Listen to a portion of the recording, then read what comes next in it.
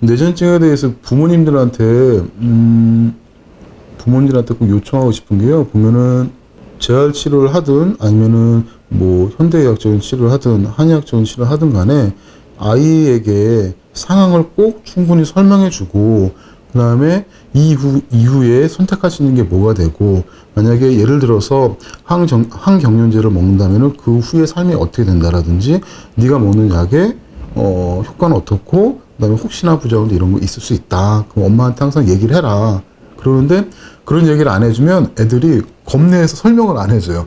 예를 들면 빛이 보이는데 그 얘기를 엄마한테 해주면 엄마는 자기를 도와주지 못하고 엄마도 같이 떨고 있고, 자기 혼자서 빛이 보니까 나도 나빠지는 게 아닐까? 내 삶은 어떡하지? 이렇게 불안한 학생도 있거든요. 근데 어떤 학생은 그런 게 있었는데 엄마한테 얘기를 못했다고 저한테 처음 얘기했어요. 그랬더니 엄마가 하시는 말씀이, 너 왜 그 얘기 안 했니? 그 얘기하면 엄마가 더 불안해하잖아. 해결도 못 해주면서. 그게 몇 년이 됐다는 거예요. 그래서 아이한테 얘기할 때 어떤 증상이 있으면은 두려워하거나 떨지 말고 엄마한테 얘기를 하라고, 이제 그런 것들을 얘기해 주고 싶고요. 그리고 또 하나 있는 게 그리고 어떤 치료를 하든 간에 꼭 아이한테 자발성과 주도권을 줘야 됩니다. 보통 저희 한의원 오신 분들 보면은 너 여기 왜 왔니? 그러면 엄마가 시켜서요. 그 다음에 아빠가 가자고 해서요.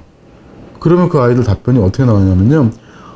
저는 지금도 항경련제를 먹으면서 경련이 그래도 좀 줄어서 만족하고 있는데, 자꾸 귀찮게 아빠가 뭘 하자고 하고 2시간마다 CBD 오일 먹이고 2시간마다 논이 먹이고 2시간마다 아로니아 먹이고 2시간마다 또 무슨 건강 영양제 먹이고 한 5개를 먹는 사람도 있고요. 7개까지 봤습니다. 그 애가 죽는 거예요. 2시간 동안 계속 먹이고. 그게 얼마나 고통스러워요. 그게 다 싫고 나 그냥 다 싫고 경련제만 먹거나 이렇게 살래, 이런 경우가 있거든요. 그래서 아이들한테 향후에 네가 이렇게 살면은 인생의 삶이 어떻게 변할지 알려주는 것과 네가 먹는 약의 효과랑 작용이 어떻다는 것, 그리고 어떤 몸의 변화가 있으면 꼭 엄마나 아빠한테 얘기할 것, 그 다음에 정말 중요한 거는 치료가 복잡하거나 저희 한의원 치료 받을 때는 꼭 아이들한테 어떤 치료를 할 것이고 무엇을 먹고 무엇을 못 먹을 수 있는데 네가 한번 읽어보고 선택해봐라 하는 게 제일 좋은 것 같습니다.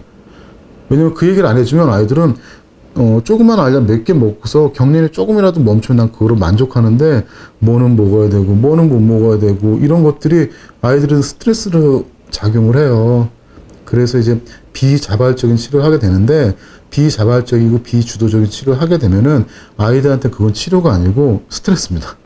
그래서 꼭 어머님 아버님 주도로다가 치료하는 게 아니라 아이한테 모든 걸 다 상황을 설명해 주고 네가 선택할 수 있는 건 이건데 한번 해볼래?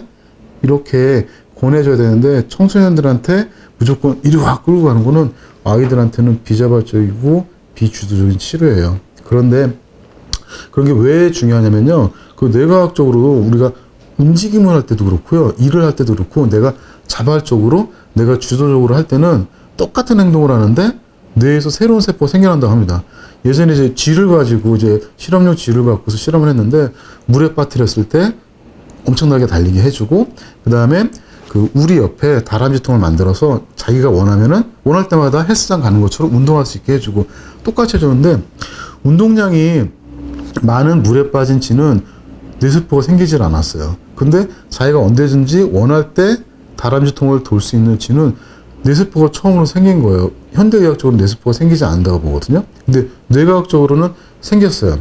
그래서 운동을 많이 하면은 뇌세포가 생기지 않을까 싶어서 하루는 이제 실험용쥐를 다람쥐통에 가둬놨습니다. 하루 종일 놀라고. 근데 걔도 뇌세포가 안 생겼어요. 그 얘기는, 그래서 나중에 나온 결론은 움직임을 하는 것이 뇌세포를 새로 만드는데 도움이 되는데 단 자발적일 것. 그래서 하는 게, 지금 저 녹화하고 계시잖아요. 녹화하고 계신 분이, 카메라 쓰시는 분이 자발적으로 녹화하고 있으면 머리가 점점 좋아지는 거예요. 근데 비자발적으로 끌려왔으면 머리가 점점 나빠지는 거예요. 예를 들면은 우리가 보통 보는 게 이제 다른 얘기지만, 이제 운동의 자발성에 대해서 만약에 쉽게 얘기한다면 좀 느낌이 오게 얘기한다면은, 헬스장에 갔는데 와, 내가 이렇게 시간을 투자할 수 있고 내가 경제적으로 투자할 수 있어서 너무너무 좋아, 나는 나를 위해서 할 수 있어 하는 사람들은 자발적으로 헬스장을 다니기 때문에 다이어트 운동이 뇌세포도 좋아지고 긍정적인데, 내가 이 살을 어떻게든 빼야지 하면서 정말 할 때마다 스트레스 받으면서 하는 분들은 비자발적이거든요.